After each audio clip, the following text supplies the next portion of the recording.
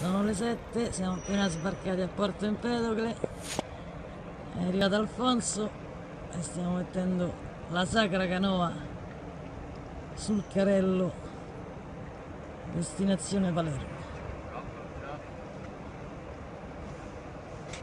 Ciao, ecco Ignazio al porto, Gianni, Alfonso grande, è diventato un amico pure lui, il Colosseo ci hanno fatto sistemare qui e questa è la nave che prenderemo alle 8. Eppure questa è fatta. Dai, questa è la sorpresa di oggi. Couscous di Ignazio alla Lega Navale di Palermo. Arenella. Arenella. Guarda che spettacolo.